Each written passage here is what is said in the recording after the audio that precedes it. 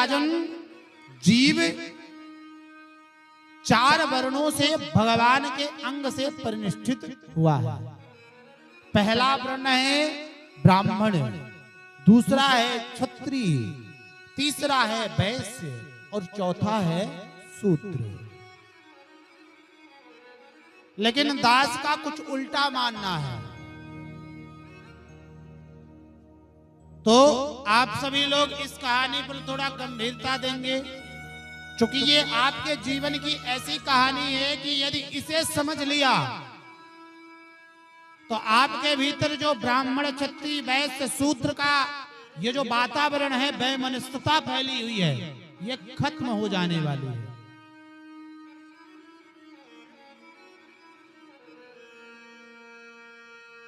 तो कितने वर्ण हुए महाराज? जरा हुकारी तो भरो। कितने? जरा तेज से बोलो भाई।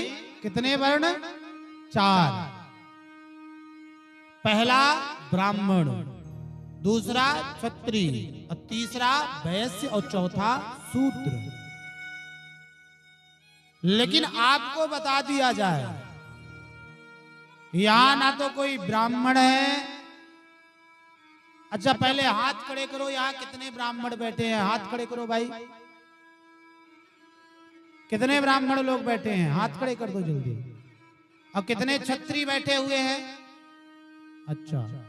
और वैश्य कितने बैठे हुए हैं? अच्छा। और शूद्र?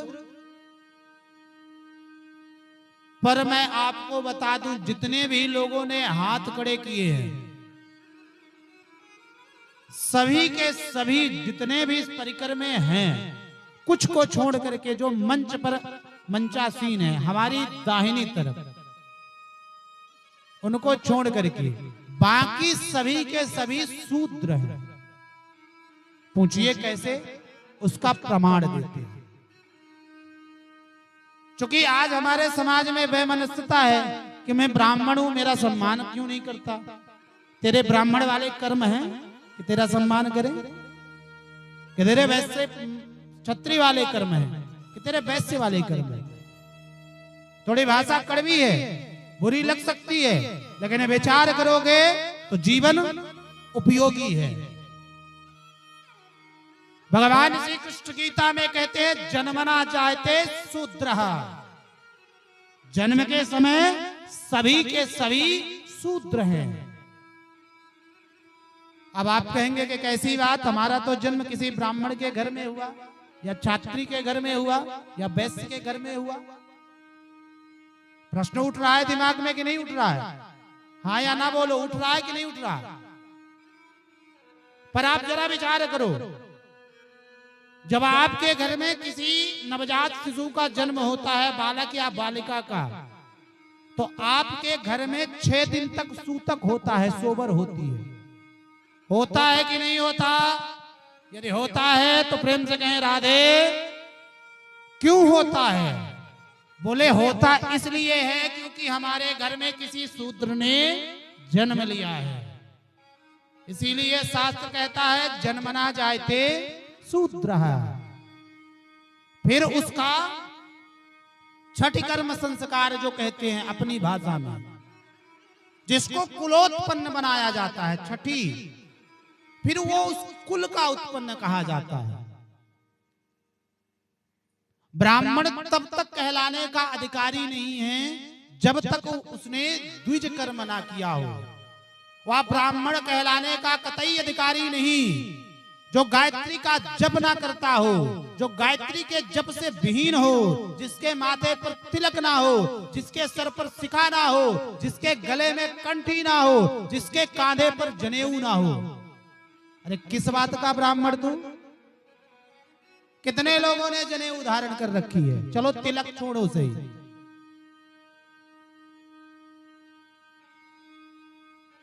क्षत्रिय का धर्म सदैव ब्राह्मणों की रक्षा करना और अपने प्रजा का समान भाव से पालन करना। आज कौन सा क्षत्रिय कर रहा है? बताओ, कलेजे पर हाथ रख करके बोलो कि मैं कर रहा हूं। आओ सामने भाई, है कोई? प्रेम से कहो राधे। देखो अभी तक 4 दिन था ठंडा, व्यास जी का मामला, मौसम भी ठंडा था और पब्लिक भी नहीं थी। व्यास जी तो वो कर देंगे कि अब आपको इतना गर्म कर देंगे कि सालों साल इस दास को भूल नहीं पाओगे। पर समस्या इस बात की है कि आप लोग ही इतने ठंडे हो कि मुझे गर्म करने में आज 4था दिन लग गया, तब जाकर के कहीं 10 सर दिखाई दे रहे हैं सामने। प्रेम से कहो राधे। थोड़ा धीरे बोला करो, इतना तेज मत बोलो कि बहरा बन जाऊं। अभी और जगह भी कथा करनी है, ये आखिरी कथा नहीं है। प्रेम से कहो राधे। अच्छा एक चीज और है, ये राधे नाम जो है ना तो मुक्तिदायक है। मैंने आपसे प्रथम दिवस कहा था ना कि जय बोलने से शक्ति मिलती है। भाई विजय उसी की होगी जिसके बाहों में बल होगा, शक्ति होगी। जो शक्तिमान होगा वही तो विजय प्राप्त करेगा। श्री बोलने से भक्ति मिलती है, श्री यानी श्री राधा रानी भक्ति स्वरूपा, और राधे बोलने से मुक्ति मिलती है। और आज का कलयुगी मानव अपना कल्याण हो कि ना हो, दूसरे का बिल्कुल भी नहीं होना चाहिए। तो मुझे लग रहा है कि आप लोग ये चाहते हो कि कहीं मेरे मुख से निकला और दूसरे के कान में पड़ गया तो कहीं उसका कल्याण ना हो जाए, इसलिए इतना तेज बोल रहे हो। प्रेम से कहो राधे।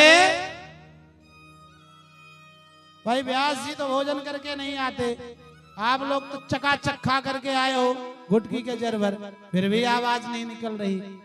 देखो जब आनंद लेकर के कथा सुनोगे ना, एक ही प्रसंग सुनो, लेकिन जब आनंद लेकर के सुनोगे तो याद रहेगी। हमने पहले ही निवेदन किया, जो कानसेन वही तानसेन।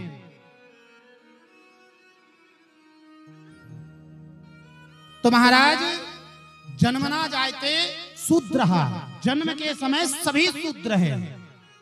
हमें कर्मों के द्वारा, संस्कारों के द्वारा, हमारे समाज में 16 संस्कार कहे गए हैं। और तो और यहां तक कि हमारी संस्कृति इतनी गूढ़ है कि गर्भाधान संस्कार का भी मुहूर्त निकाला जाता था पहले। क्यों सिंह साहब, बात सही कर रहा हूं ना?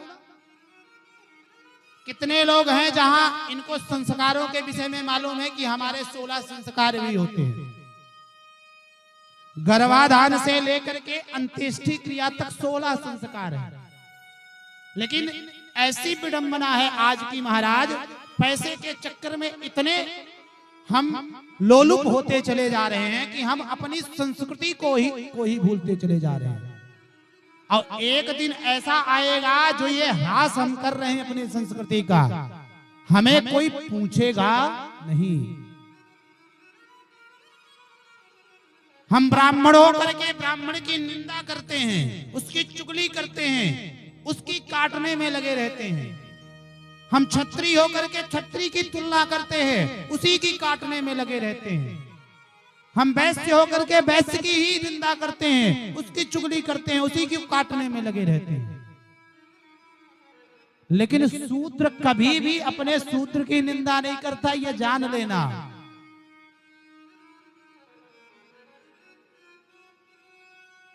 ब्राह्मण भाई यदि कोई अच्छा कार्य कर रहा होगा तो उसका दूसरा ही भाई उसका विरोधी होगा। क्षत्रिय भाई कोई समाज में अच्छा कार्य कर रहा होगा, उसका दूसरा भाई विरोधी होगा। वैश्य कोई अच्छा कार्य कर रहा होगा, उसका विरोधी होगा। लेकिन शूद्रों में कोई विरोधी नहीं है, केवल और केवल मुंह के दिखावे के विरोधी हैं। लेकिन ये जो 3 वर्ण हैं जिनको मैं शूद्र कह रहा हूं, ये इसीलिए शूद्र कह रहा हूं चूंकि ये एक दूसरे का समर्थन नहीं कर पाते। है बात सही ना? यदि है तो अपने लिए जोरदार ताली बजाओ तो सही, देखे तो। इसलिए 4 वर्णों का विधान किया गया। ब्राह्मण के 6 कर्तव्य बताए गए। कितने कर्तव्य? 6। ज्ञान लेना और ज्ञान देना। लोग कहते हैं ना कि महाराज मैं भी पढ़ा लिखा हूं, मैं भी भागवत की कथा लेकर के रखा हूं, मैं भी पढ़ सकता हूं, सुना सकता हूं, पढ़ा लिखा हूं। अरे सुना के देखो, सर्वनाश ना हो जाए तो व्यासपीठ से कह रहा हूं, ब्रह्म वाक्य जनार्दना, ब्राह्मण की जुबान नहीं, जो कहोगे वो हार जाऊंगा। जिसका जो कर्तव्य है वो वही करेगा, तभी सफल हो सकता है। नहीं तो कब गर्त में गिरेगा, कब विनाश की घड़ी उसे अपनी ज्वालाओं में जलाएगी, किसी का कोई ठिकाना नहीं। तो ब्राह्मण का पहला कर्तव्य ज्ञान लेना, लेकिन महाराज लेना ही लेना नहीं, लेकर करके समाज के लोगों को भी ज्ञान परोसना, बांटना होता है। ब्राह्मण का तीसरा कर्तव्य दीक्षा लेना और दीक्षित करना भी। स्वयं तो दीक्षा ले किसी सदगुरु से, और समाज के जो अज्ञान के अंधमार्ग में गोते खा रहे हैं उन्हें भी प्रकाशवान बना करके उन्हें भी दीक्षित करे, ठाकुर जी के चरणों से जोड़े। ये ब्राह्मण का चौथा कर्तव्य। अब पांचवा छठा बोले दान लेना और दान देना। केवल यही नहीं महाराज कि हम पंडित जी हैं, देओ देओ देओ, भैया जो कमा के रखा है तो कभी धर्मानुष्ठान में भी लगाओ, भी दान देओ भी। ये ब्राह्मण के कर्तव्य। अब बताओ कितने ब्राह्मण यहां बैठे हैं?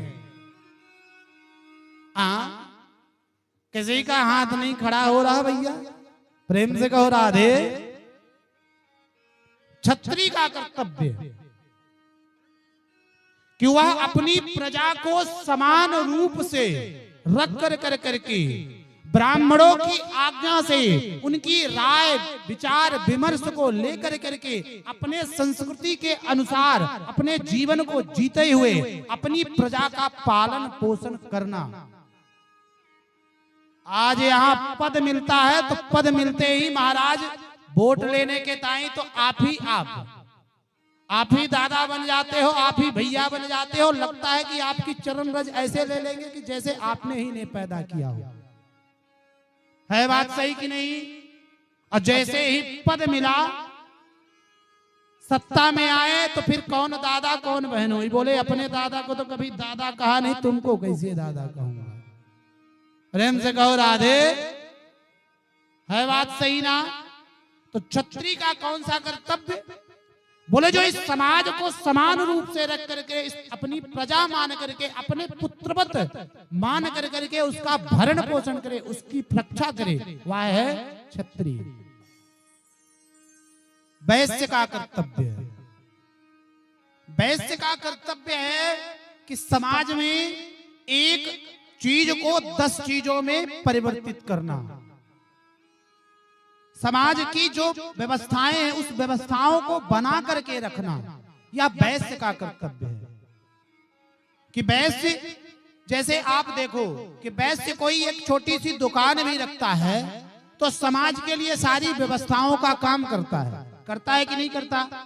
भाई ये किराने की दुकान पर जाओगे तो आपकी सारी जरूरतों का सामान उस जगह पर मिलता है।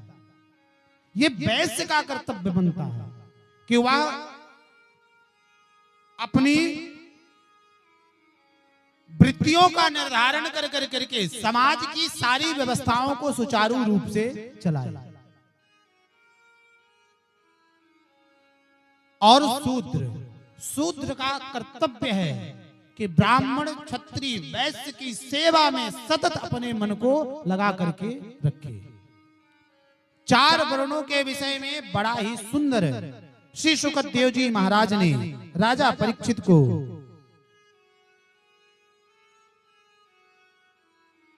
विस्तार पूर्वक बताया है। आगे श्री शुकदेव जी कहते हैं, राजन परीक्षित, भगवान ने इस धराधाम पर हमको जन्म दिया है और जन्म देते ही जीव के भोजन का प्रबंध, उनके रहने का प्रबंध, सब कुछ पहले से ही ठाकुर जी ने नियत कर रखा है। अच्छा, जीवन के लिए कितनी चीजें आवश्यक हैं? बोले रोटी, कपड़ा और मकान। भाई आप देखो कि आप जब कुछ जानने लायक नहीं थे, रोटी कमाने लायक नहीं थे, तब जब ठाकुर जी ने जीवन दिया तो आप देखो कि आपके जीवन से पहले ही, आपके पैदा होने से पहले ही आपके मां के स्तनों में दूध भर दिया। है बात सही ना? हम इतना क्यों लालायित रहते हैं कि भैया मुझे ऐसी व्यवस्था करनी है, ऐसी व्यवस्था करनी है। अरे ठाकुर जी ने पहले से नियत कर रखी है, केवल और केवल ठाकुर जी का चिंतन करो, आपको कुछ टेंशन लेने की आवश्यकता। अरे ये समाज रोटी नहीं देगा, तो ठाकुर जी ने इतने सुंदर जंगल बनाए हैं, वन में न जाने कितने तरह तरह के वृक्ष है, कहीं अमरूद है, कहीं कीवी है, कहीं पर कुछ है, कहीं सेब है, कहीं केला है, सुंदर सुंदर फल खाओ, चकाचक जीवन यापन करो। पीने के लिए जल की व्यवस्था, सुंदर सुंदर नदियां, झरने सब कुछ बना दिए। रहने के लिए जो हम अट्टालिकाएं बनाते हैं, महाराज इस अट्टालिकाओं की क्या आवश्यकता। अरे वन में निकलो, पहाड़ों में क्या सुंदर सुंदर गिर के अंदर आए गुफाएं हैं, रह करके अपना जीवन व्यतीत करो। तो इस प्रकार से भगवान आपकी इस जीव की जीवन रक्षा का सारा प्रबंध पहले से ही नियत कर करके रख